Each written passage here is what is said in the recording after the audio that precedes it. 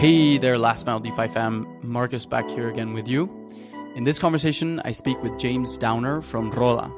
What Roda does is they essentially enable Venezuelan migrants who are delivery drivers to purchase motorized bicycles or the engines for the bicycles so that they can enhance their delivery speed when conducting their deliveries. What Roda has found is that these delivery drivers double their monthly income. The impact of this cannot be overstated whatsoever. To date, Roda has provided over 8,000 loans to 5,000 individual people. So in this conversation, what James and I do is we discuss how since 2014, he has seen and lived the impact that crypto can have on people's lives in Latin America. James truly is a pioneer who is pushing on-the-ground grassroots efforts and pulling amazing insights from all of these interactions and engagements that he has had over the course of the years throughout Latin America. Finally, we also discuss the role that crypto plays in providing people with verifiable sources of reputation, which they can own and take with them, irrespective of the nation within which they are. This, you can imagine, would be immediately prescient and useful for Venezuelan migrants if, say, they want to continue on their credit history and showcase on-chain that they are reputable borrowers. This is a really fascinating conversation with someone who is really doing the work on the ground with those who have most to benefit from real-world utility of crypto. For all the aspiring entrepreneurs out there, or those who simply want to understand and see where crypto could drive real-world utility, this is a great conversation for you. Enjoy.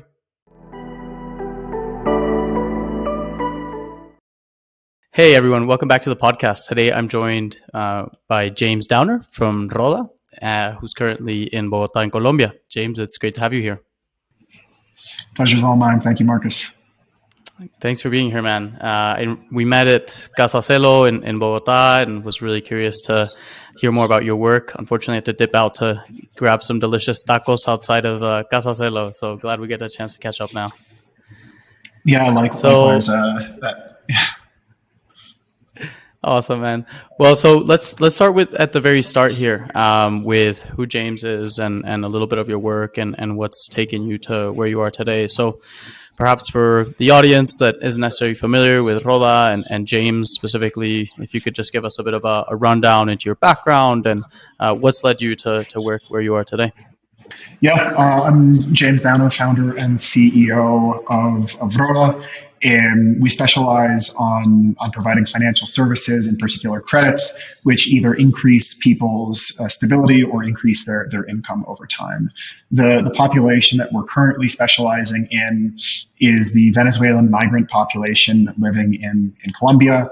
For those of you, we'll get into this more, but for those of you who are not familiar with it, a huge percentage of Venezuela's population emigrated in the crisis which unfolded between roughly 2014 and the present day. Venezuela experienced the largest reduction in GDP outside of wartime ever recorded, and went through several years with inflation rates so high the numbers don't even really make sense. I think 2019 marked 10 million % inflation. And you had similarly high inflation on the shoulder years as well. As a consequence, a ton of financially literate and educated people left Venezuela to start their life anew in other countries. Roughly in the neighborhood of half of the 6-ish million people who left the country resettled in Colombia and have found it very hard to restart their lives here.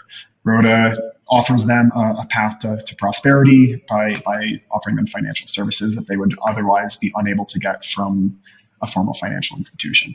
Awesome. Yeah, I'm really excited to dive into a little bit more of Roda and the way you guys leverage crypto and blockchain to do that. Before getting there, though, I'd love a bit of a rundown into kind of your trajectory and history and what eventually led you to start working on Roda. Yeah, my experience has been somewhat circular in nature. I started back in 2014. I was studying in Argentina and doing an independent research program down there, tied to the economic history of the country, and In 2014, under the previous Kirchner administration, there were controle de capital. There were capital controls, which made it very expensive to take cash out from an ATM, but very cheap if you had cash on hand to sell. And so even though this was a parallel market, or as a lot of people may think of it, a black market, it was super common to walk down major streets in Buenos Aires or Mendoza or other major cities in Argentina. And there would be what are called arbolitos just standing on street corners yelling out the exchange rate of the day. And like based on the yell of one to another, you'd have this dynamic pricing effect that was happening. And so, I was kind of a starving student at the time. Like every peso counted. And so it occurred to me one day to ask these arbolitos, like, do you guys accept Bitcoin? Like this was shortly out after the Mount Gox crash. I mean, the dust was still settling from that. It was super unclear if Bitcoin was going to exist. No one was even talking about Ethereum, of course, at that point. And these arbolitos, they looked at me like I was crazy, and none of them had heard of Bitcoin or were willing to use Bitcoin. And so I dug a little bit deeper, and I got to know a community of people, of active Bitcoiners at that point, who were using Bitcoin day to day to survive.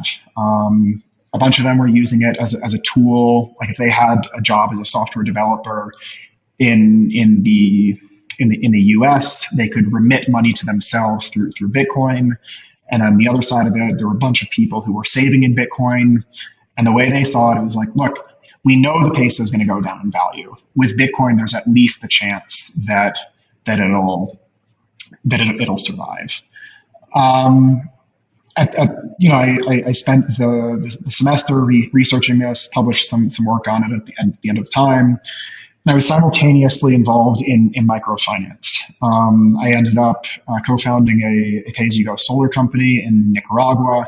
Spent roughly three years based in Nicaragua up until about the date of the political crisis of 2018. And at that point, I started working on what has now been the last 4.5 or 5, however many years of my life it's been, focused on the Venezuelan migrant crisis. I was lucky enough to work with an incredibly talented team, the Open Money Initiative, researching the ways that people were adapting to the political and economic crisis of Venezuela in 2018, 2019. And so we documented all the different ways that people's relationship to money was changing. The failure of the formal remittance market and the rise of the informal remittance market, the use of gold as a way of moving assets across international borders, and the way that the credit market was changing, the way that savings was changing, the dollarization of the country, the difficulties in payments. And so I actually recommend, while the situation on the ground in Venezuela has changed, we designed a bunch of different potential solutions related with the cryptocurrency industry, which would actually be useful, right? I think at that point in time, there was a refrain, at least on Twitter, of like, hey man, if you don't get Bitcoin, like move to Caracas. I was like, all right, let's pump the brakes a little bit here, because yes, it's definitely a useful tool to a bunch of people. Like definitely it's protected the livelihoods of a section of people, but we're still talking about the worst migration crisis that the Western Hemisphere has on record. And so it was really moving to get into some of these stories. I mean, we'd sit down with people who were recently migrated to Colombia, or people who were based in Venezuela who were dealing with their own level of trauma in the in the crisis, and we'd sit down for these 2 hour long or longer interviews, and people would paint out these vivid details of their lives, and that work motivated me to take the next step into what is now Roda. One conversation in particular that happened at a key moment, even though it was very short. I was on the coast in Cartagena, actually working with Cello at that point, working with the Cello Foundation at that point, and a guy came up to the group that I was working with, and to like selling beer and soda off of a cooler on his shoulder. And it was just immediately apparent from his accent and from the way that he was presenting himself that not only was he Venezuelan, he was very clearly educated. And so I start chatting with him a little bit, and it turns out he was graduated from the best public university in the country, mechanical engineering degree, and he was trying to support his entire extended family off of what he was able to sell in a day to, tourists just like enjoying the Cartagena nights. And it was really impactful to me, that particular conversation, because I realized that the unique experience of having passed enough time in Latin America and being fluent in Spanish gave me this ability to stand as the bridge between two different cultures, and that to not take a bet on this particular guy and to the millions of Venezuelans who were in similar positions was a huge moral failing if I didn't act, and a huge opportunity if I did. And so shortly after that, I started issuing informal loans focused on increasing people's incomes and hopefully returning them to the professional work that they had been trained for. And we can get into some of the stories, but it's been a very interesting 4 years since that moment. To date, Roda has issued in the neighborhood of 8,000 individual loans across roughly 5,000 unique clients, and it's really impactful to see that not only are we operating in Bogota today, but a lot of clients get to us by word of mouth. Roughly 77% of our clients just get to us because another client has had a good experience with us, and they want to bring other people in to share in the opportunities. That's incredible, man. No, I've when we spoke briefly and just kind of reading some of your work as well at the Open Money Initiative and another podcast, I loved the extent to which you've really worked with people on the ground and have a very clear sense of, one, I think the problems that people face, and we cannot necessarily move to Caracas or spend time there to fully grasp the challenges that people face with the incumbent financial systems. And really part of the intention of this exploration and this podcast is to paint a picture for people, right? And to contrast that against the opportunity that crypto theoretically could provide people, and even beyond theory, right? And I think this is what's really incredible about Roda, is you're actually putting things to work, and you're really figuring out, all right, we have all these different sort of like inputs in a system, and we can figure out how can we leverage them to give people much more access to financial freedom, right? And the fact that, you're already at 8,000 loans is an amazing feat. And before diving into, a little bit of Roda, I'm wondering if you could paint a bit of a picture for the listeners as far as what does the situation look like for someone who's migrating from Venezuela, and why would they look to turn to Roda as far as their sort of source of financing? Yeah, super good question. So there were different waves of migration. The people who migrated in these are soft numbers, but roughly between, let's call it 2013, around the time of Chavez's death, a little bit before, a little bit after, up until 2016, were somewhat, we can call them planned migrations. And so a lot of people in this scenario, they had citizenship abroad, or they were able to access citizenship abroad through their family tree. And They probably had at least some level of savings to do their migration. In general terms, they were able to migrate, quote unquote, legally or formally, right? The wave of migration that accounts for the vast majority of people, however, happened in such short order that neighboring countries were not able to process people in an effective way. And so the vast majority of the migrants who came in from, let's call it 2017 up until 2000 through 2020, the vast majority of the migrants in that case came in with a provisional form of identification. It's called a PEP, Permiso Especial de Permanencia. And legally speaking, it's not actually technically even a visa. It's just a little piece of paper that says that the Colombian state is aware that you're in the country. The problem with this is that no bank, no microfinance institution, no fintech will take that form of identification as a credible form of identification. And the main reason that people will choose Roda over a loan shark or not having credit is because we can offer them a path to formality. We don't care if you're coming in with a PEP. We don't care if you're coming in with a PPT, which is like the evolution of the PEP.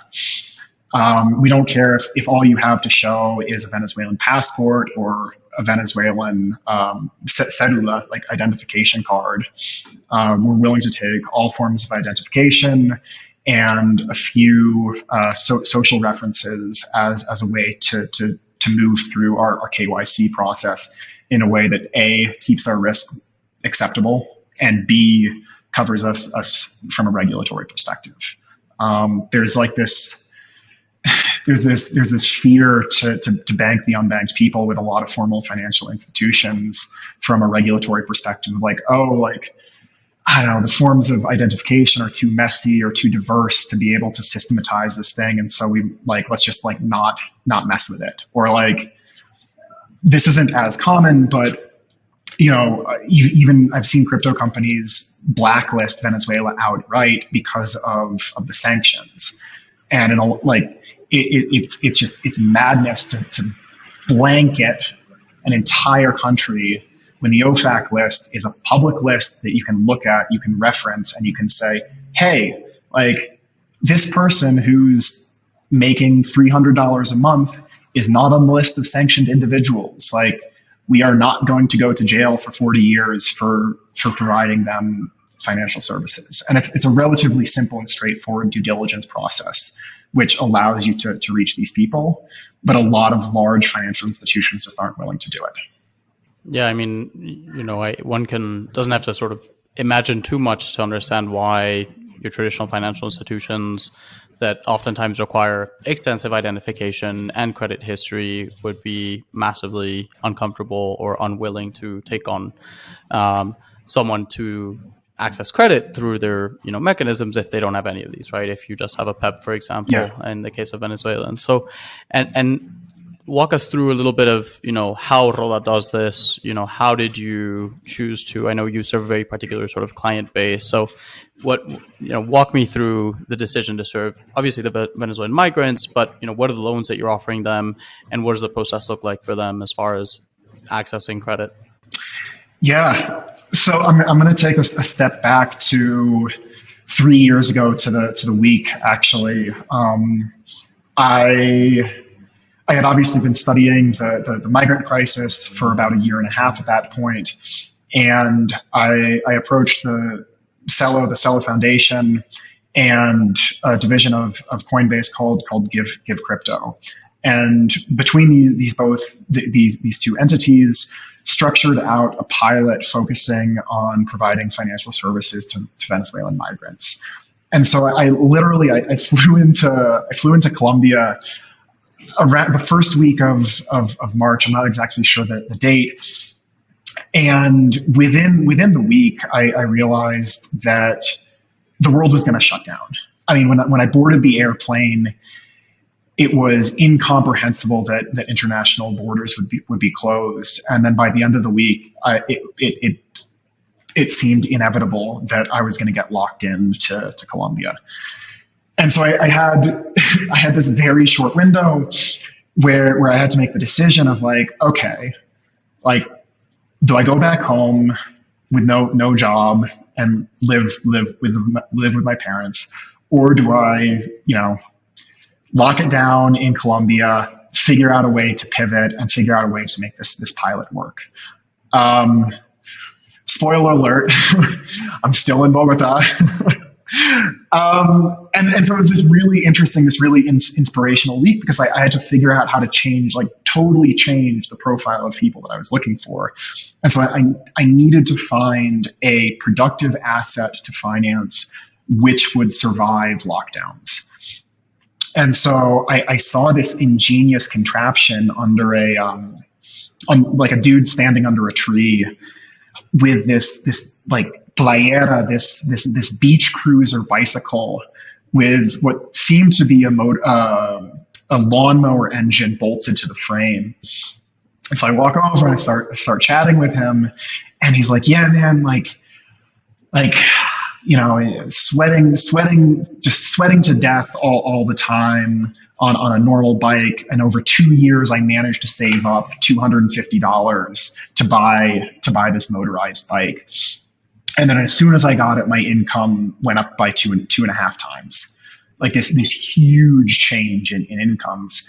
And so I got the contact of the person he had bought the bike from, this garage in Bogota. Got in touch with the woman, the owner of the shop, placed an order for a bunch of bikes, and then I went out and I started recruiting. And the way that I didn't know anybody. I didn't know, like, Rappy drivers weren't part of my immediate social circle.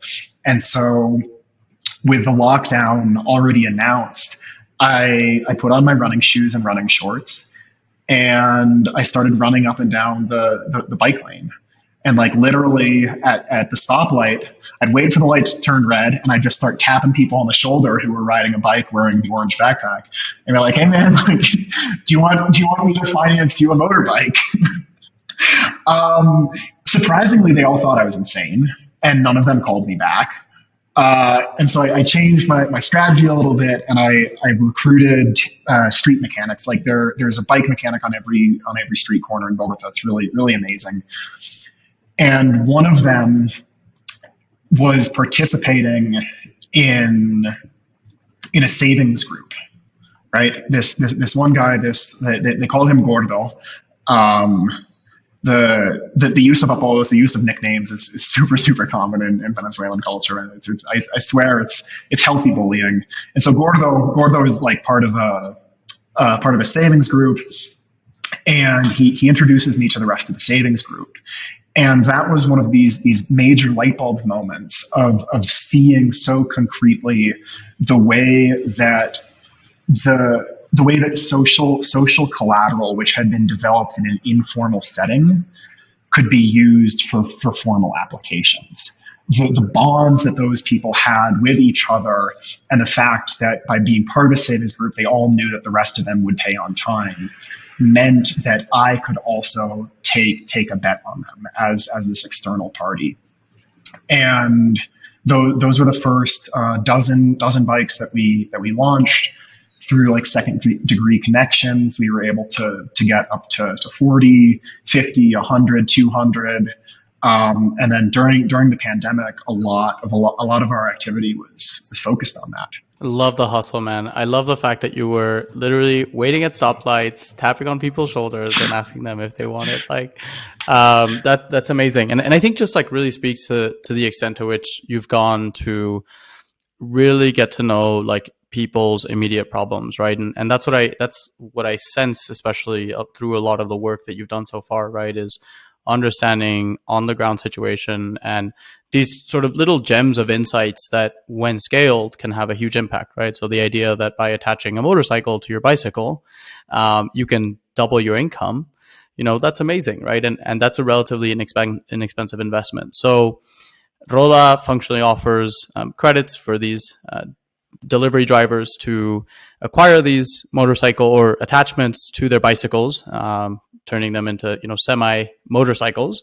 And so, what is the what does that process look like for someone? Let's say I'm a Rappi driver and I want to access a loan to acquire one of these motors.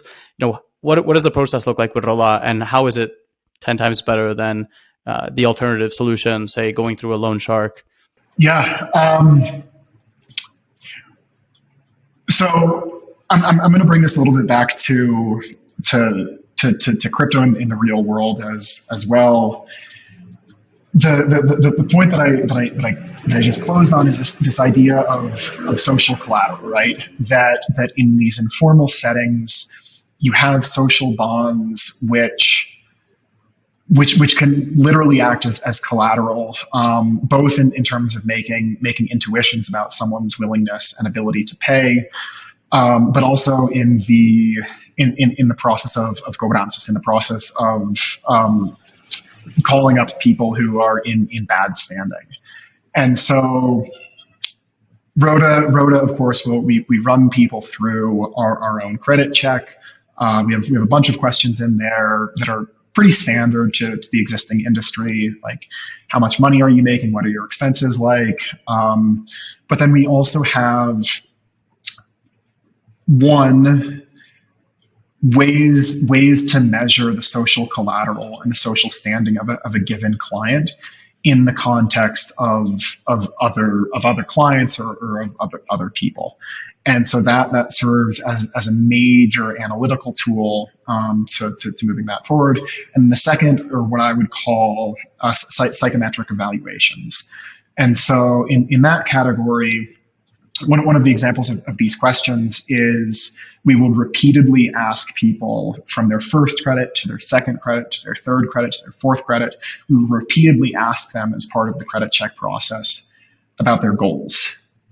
And the pause and the look in someone's eyes as they think about that question, each of those iterations, can tell you a lot about how they're organizing their lives. What is their relationship to failure? What is their relationship to success? What are the psychological scars of the migration process or of informality? And we find that clients who are more resilient in the face of failure and have less attachment and less resentment to their fall from grace have a higher probability chance of moving forward with us. And so the way that someone grows with us is we start them with relatively small loans, which can patch up like little variances in their earnings. So they might be a little bit short at the end of the month for rent. Their phone might get damaged in Bogota's rain, and they need a phone to produce. And so we'll start people with relatively small loans, and then as we get to know them, as we get to know more about their goal setting process, we like to move them to productive assets. And so one of the productive assets that we're offering today is an electric bicycle, which coincidentally, let's not go too far into this, but coincidentally, we designed and built ourselves. We also offer motorcycles, which clearly increase people's earnings. And then we're also supporting micro entrepreneurs. If we look at this at a macro scale, the middle class in Latin America in the past 20 years has roughly doubled in size. But the funding gap has actually gotten worse. The funding gap is the amount of capital that's available to small and medium businesses to enter growth. So like at the small end, there are microfinance institutions, which in a lot of cases do great work, social work, but they're relatively small loan sizes. And at the other end of the spectrum, you tend to have, to make sweeping generalizations, relatively well-connected people who have that social collateral in the aristocracy or in the upper classes. And this means that there's this huge funding gap for a ton of businesses and a ton of individuals in Latin America who have the capacity to grow 10 times or 100 times the size of their business, but don't have the formal tools to do it. There's no entity that's willing to calibrate their risk focused on the growth of clients. And so to bring this back to crypto, one, just philosophically, we see ourselves super aligned through this idea of social collateral, right? It is this thing that formal financial institutions have not figured out a way to price, have not figured out a way to assign value to, and there's a huge amount of productivity locked in emerging markets because they're not able to effectively use it as collateral for loans. And then secondly is this idea of the missing middle. Basically, there's way too little capital actually reaching the people who could benefit from it most in emerging markets. And one of the greatest advantages of, to say it directly like this, of putting our transactions on chain, of putting our client reputations on chain based in real activity, is that they can develop this credit score and this transparency that is incredibly difficult, if not outright impossible, to get through traditional fintechs or through traditional microfinance institutions.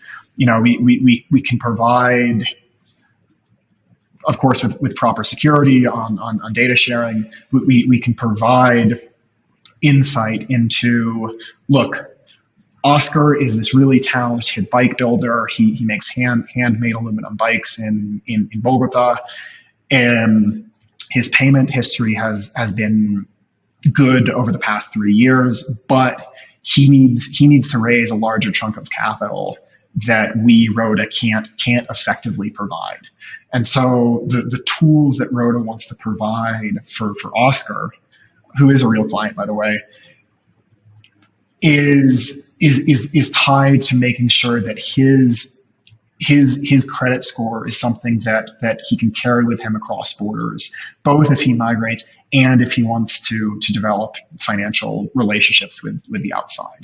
And so in that case, Roda can vouch for him, his peers can vouch for him. We can turn this social collateral into something tangible and use that collateral to provide Oscar with the resources that let him grow. And so, yeah, I think that when I didn't know anything about microfinance, the first thing I saw were these interest rates, right? Of microfinance institutions charging like 35 or 50 or 60% annually. And I thought to myself, like, wow, these people must be like, they must not be good for the money. They must be really mala paga. And my experience in Nicaragua in the first place, and even more so now with Roda, is that there are two huge headwinds to unlocking prosperity in the emerging middle class. One is that the cost of operations of these traditional financial institutions are just immensely high. You have, in the case of microfinance institutions, you have people sitting on the backs of motorcycles driving out to these rural communities, and that incurs a significant cost of depreciation of the motorcycle, gasoline, the person's salary. And on the other front, you have the cost of capital, that because of this lack of transparency in how client data is communicated upstream, you end up borrowing at really, really expensive rates. And so it's hard to pass on these, it's hard to provide loans which really increase the outcomes of clients in Latin America if you don't attack both of those things simultaneously. And the door is open to chip away at both of those problems through crypto, without a doubt. Absolutely. And I think, that's what I particularly find really salient within the crypto ecosystem, right? Is one, we have the capacity to remove unnecessary intermediaries that are really just taking up space without adding that much value. In fact, oftentimes exhibit rent-seeking behaviors, right, that make the cost of capital much higher. But most interestingly, right, and this is the whole idea of having everything be verifiable and transparent too, is being able to deliver this reputation and assurance that what is stated on chain is factually true. And you could imagine for a Venezuelan migrant who doesn't have any form of reputation or identity, that in and of itself is a really powerful tool to be able to show up and scale their lending practices by saying, I'm going to borrow a phone first, enough money to cover the cost of a phone, then move up to the cost of a engine for a bicycle, and then eventually a motorcycle. Being able to move through that cycle and be able to build this like immutable credit over time, I think is super valuable and ultimately will unlock a lot of value for them. And not only that, I think most interestingly as well, the sort of social relationships within which they exist, right? The theory being, and this is what I found really fascinating, is you said 77% of the clients that you get come through referrals. And so you're already building this functionally a web of trust, right, through the Roda ecosystem and community.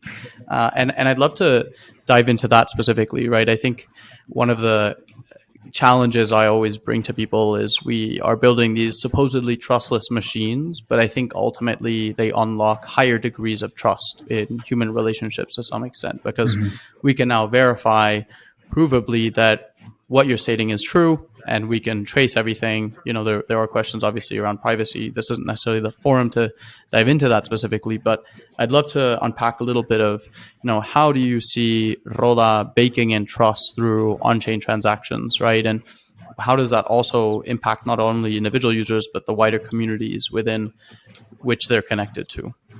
I'm a bit of an old schooler when it comes to kind of some of the philosophies around trust here.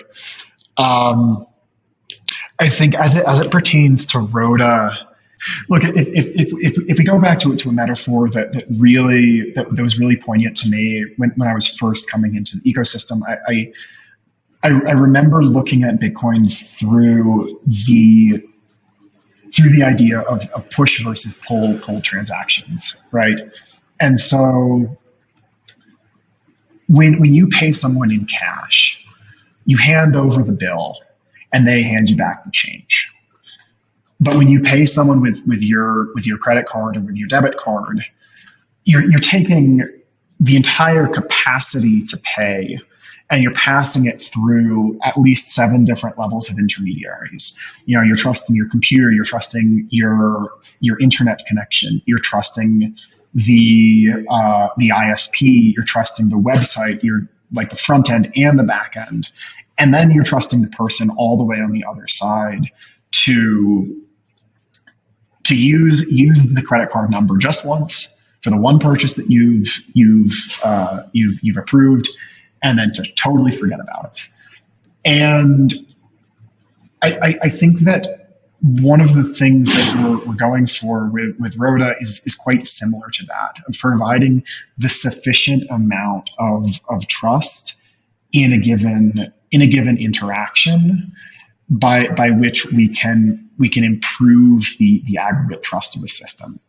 Right. So like if Roda is willing to vouch for Oscar, for instance, or for another client, what does that enable downstream? And I think like that's one of the major directions that I hope to see real world crypto, if you will, evolving to. Like if we look at the past decade of non-speculative use of cryptocurrency,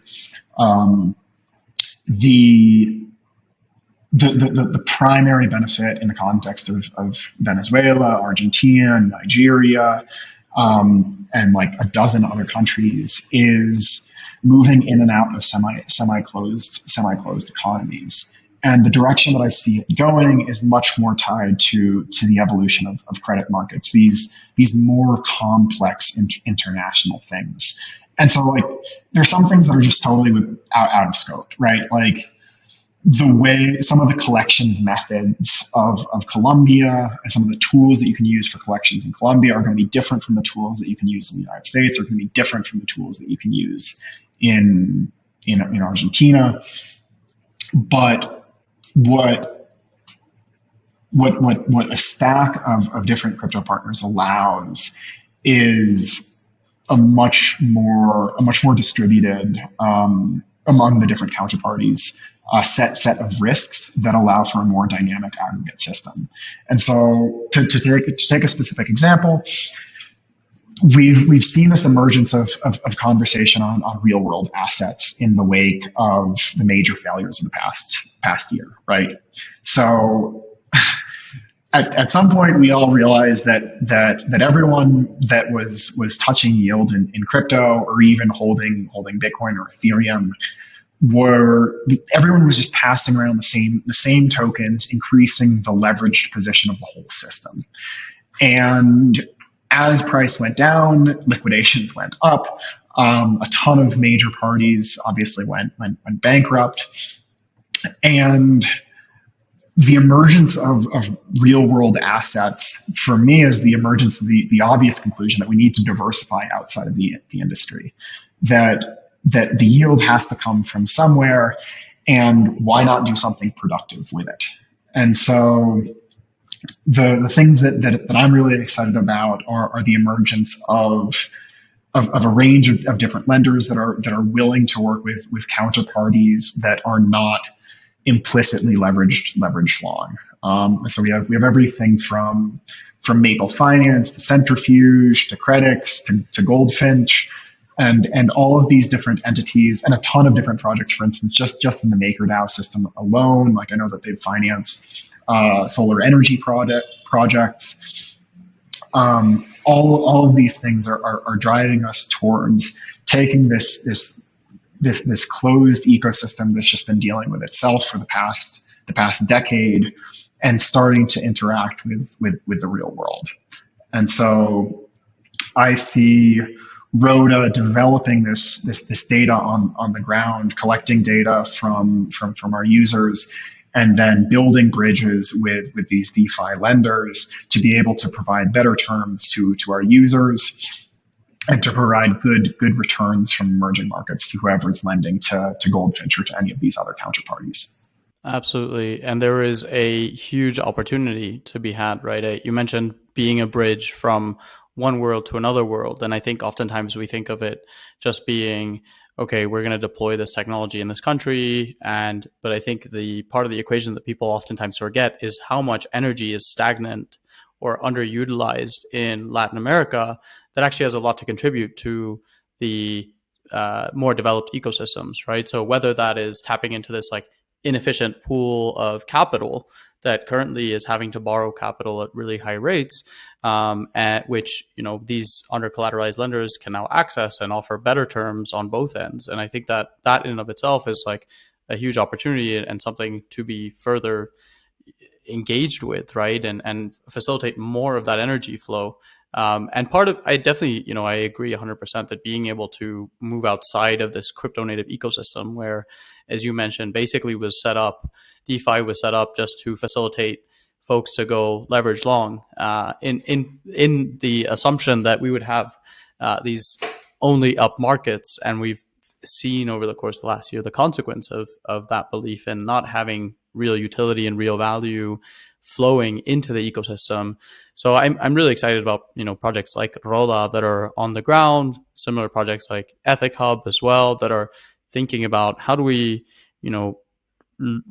have these relationships with these highly inefficient markets in Latin America, bring much more equitable terms to these last mile lenders, and also be able to facilitate all of this innovation on the other end of that, right? So Roda really is at the frontier of, once you continue to explore these on-chain reputation systems whereby you can say, hey, we want to further bring people's credit scores through these micro loans on chain and be able to provide verifiable proof that Carlos has successfully repaid 3 loans under collateralized over time and therefore can now access a bigger loan. I think that in order for us to get there, and really part of this exploration as well, is there's so much that we can learn at the macro level in the crypto ecosystem that is evident when we explore these smaller on the ground projects. And it sort of relates to you going to tap on drivers' shoulders at red lights, right? It's functionally like what we're doing here to some extent too, is like, hey, how do we provide last mile loans to delivery drivers in Colombia, and then what is all the necessary steps in order for that to happen, right? And so pulling on that thread, I'd love to understand, what are you seeing as far as like challenges of integrations with crypto, so that crypto in its current state, so that Roda would be able to natively provide these, on-chain reputation scores, for example, that would give people access to better financing terms. Roda is the fiat crypto mullet of both worlds. Our clients do not care about crypto. They do not want to touch crypto. It would be a detriment to our reputation to like super advertise crypto at the beginning. And like, and similarly, it's traditional finance in the front, and then crypto in the back, right? And so as long as crypto serves as a tool for us, we will use it. As long as it helps us lower the cost of capital, as long as it increases the access to different types of capital, we're super in favor of it being a tool to get to that end. I spent a ton of time thinking about the virtues of self custodying your coins, and a good friend of mine, co-founder of the Open Money Initiative, Alejandro Machado, he did a study on the risks of self custody.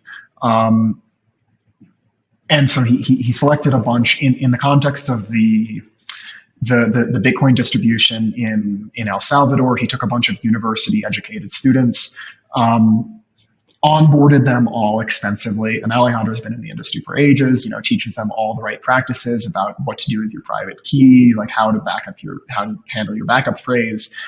And it's been 2 years since the results of this, but I was shocked by how many college educated students, like young people, lost their private keys within it was like a 2 week or a month long study. Like it was a relatively short study, and over that period of time, they all lost their keys. Not all of them, but like a significant percentage of them. I think that crypto is super useful for crossing international borders and semi-closed economies. And I think that we should be really we should remember the ways in which crypto is used and not be distracted by our proposed values and our proposed virtues. Like the virtues are kind of downstream of what the tool actually is.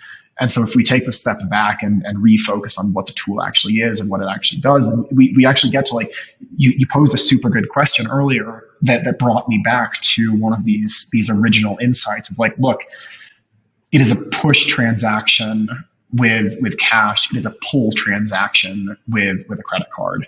What Bitcoin permits and what crypto permits is the ability to do a push transaction through a digital medium. And so I see huge potential to using crypto as a tool to lower the barriers between different countries, like we've been discussing. Yeah, and I love the idea of a reverse mullet, right? Where you've basically got this idea that you aren't even necessarily interfacing with crypto, right? It just so happens that on the back end, everything is powered by crypto. And I think that's an assumption that oftentimes I see a lot of builders not necessarily focus so much on, right? The way I see it as well is we've got these sort of supply and demand sides of the equation. And so often we focus on supply, which is how do we scale crypto? How do we help more people access their private keys in safer ways, instead of saying, well, how do we really reach mass adoption? And these things aren't necessarily like mutually exclusive. Like there's a lot of work to be done on the scalability front, on the privacy front. And I think there's also some really hard thought to be explored as well on how do we create a viable product that people genuinely want, right? And projects like Roda, I think, have precisely that unique insight. Is you can look at the challenges people are currently facing, right? It's like lack of identity, high cost of borrowing capital, and inefficient capital markets as well, that you can leverage crypto without people even necessarily knowing it. It's like, oh, all of a sudden, maybe Roda spun up an identity for you whereby all of the transactions you've made are on chain and you can access that. And maybe at some point you want to export the private keys for that information and prove in some form or fashion that you have been a successful borrower, right? And I think that that's what I'm super excited to see you guys continue to grow and flourish. So I guess sort of moving towards the future here and Rola's next steps, where do you see Rola heading, and what role does crypto play in that journey for you guys? I mean, the way that I break this down mentally and with the team is that there are really there are three different foundations that we're laying simultaneously right now. The first foundation that we're laying is the calle, to put it like that. It's a combination of traditional underwriting, of having really good, really well polished operations. I mean, humans, for as long as humans have had civilization, credit has existed, right? For as long as money has existed, credit has existed, and we are like the most basic foundation that you can lay is just remembering the 10,000 years of history and implementing the basic stuff. On top of that, we start to get into a couple of the other themes that we talked about today of like this idea of social collateral being useful for credit analysis. And so there are entities in the traditional fintech world that have done this pretty well, like to take Tala or Branch as examples. These are companies that have done a very good job analyzing the social graphs of their clients and making intuitions on creditworthiness based on the social graph.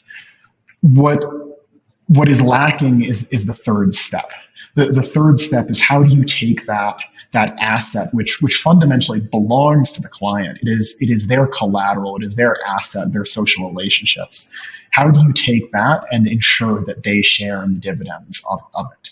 And that is where Roda is going. And so we have a number of different pilots running right now of scout programs, to take an example, where we have people who are specialists in the nationally made bike products, or leather working, or coffee production and selling, and we structure incentives around those scouts to find entrepreneurs who are stuck in informal markets, who have the capacity to grow 10x or 100x. And so I think in the sum, by looking at these three different parts of the foundation, that's what takes Roda from Colombia to the rest of Latin America. I mean, like, ultimately, we see ourselves as this borderless bank. We don't talk about internet companies like in the same way. I don't consider Roda to be a crypto company. We are a borderless bank that will deal with you as a client. If you are in Colombia, if you are in Venezuela, if you move to Miami, if you come back from Miami to Venezuela, like, as long as you can maintain a relationship with us, we think that Latin America is like Europe, and the dollar is the asset of the land. It's crazy that there are so many frictions between different borders, and that we have these incompatible credit systems. And so Roda's here to take that continent wide.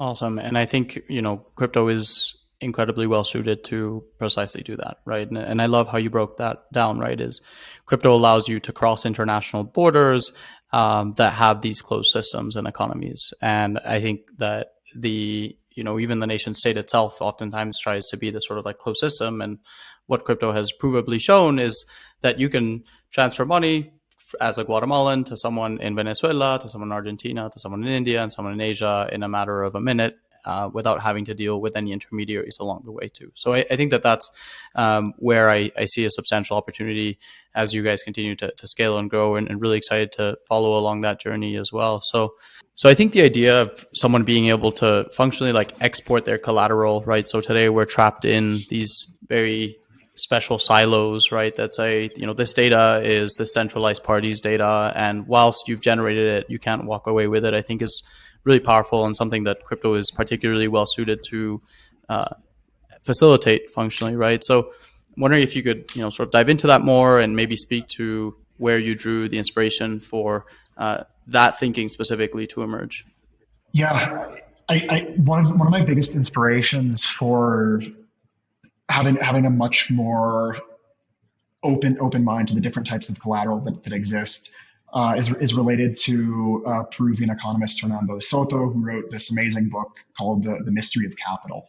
And it asks the fundamental question of why does capitalism, in quotes, work in the West and not work in so many other places? And what he points to is that in large part, financial markets in the US and in Europe mean that an asset like a house has two lives. It has the life in which you live in it, and it has the life in which it has a relation to the bank. And so if you want to start a business in the United States, it's relatively simple to mortgage your house. In fact, the vast majority of small businesses, which are started in the US, are started by mortgaging your home. This is different from a lot of parts of the world. And the most overlooked type of capital for me is social capital. And so that book was really foundational for me in understanding that, like, the concept of an uncollateralized loan does not exist. It's always collateralized by something. It's just a question of how liquid that collateral is or how easily quantifiable it is. And so Roda's working to make social collateral more quantifiable and more easy to analyze. And you have this like incredible data set to do that, right? Right at the start, you mentioned how you're basically channeling into this already existing economy that has this inefficiency where people are earning or have the capacity to earn twice as more if they are able to access a loan and install an engine on their motorcycle. So already the sort of economic impact is particularly salient as well. So definitely we'll check out the book by Soto. I've heard a lot about it. Awesome, James. Well, this has been a really fascinating conversation. We covered a lot here as well. So if people want to learn more about Roda and your work, where can they find you? People should find me directly on Twitter at realjdowner. And I'm frequently posting there on advances with Roda. In addition to that, the best place to find us on the internet is on our homepage. That's rodaapp.co, and we're always super excited to find new talent. And so please do not hesitate to reach out if this is something that strikes your inspiration. Amazing. Awesome. Thanks, James. Have a good one. And that's a wrap for today's episode. Thank you for tuning in and joining us along this journey of discovery and exploration as we look towards the frontier of decentralized finance in Latin America. This episode was made possible thanks to the support of the Ethereum Foundation's Fellowship Program, Lens Protocol, and the Celo Foundation. The EF Fellowship Program is a forum for leaders who are driven by leveraging Ethereum as a public good to help billions of people coordinate and thrive. The Fellowship Program aims to support individuals who are passionate about identifying barriers to mass adoption and breaking down the barriers for underrepresented communities to access crypto. Lens Protocol is an open source tech stack for building decentralized social networking services. The protocol was developed by the Aave companies and launched on Polygon in May of 2022. Through Lens, Web3 developers can build decentralized social media applications and marketplaces that leverage NFT technology to form a fully composable user-owned social graph, where the connections and interactions between people are owned by individuals, users, and creators, rather than established networks. And if you're looking for a blockchain platform that's designed to work in the real world, Celo might be the solution for you. With its focus on being carbon negative, mobile first, and EVM compatible, Celo is leading the way towards a new digital economy that's accessible to everyone, particularly those in the global south. Don't forget to share this podcast with your friends and family. Let's connect on Twitter at Marcus, DOTAM, as well as on Lens, marcus.lens. Until next time, keep learning, exploring, growing, and I'll see you on the next episode. Ciao.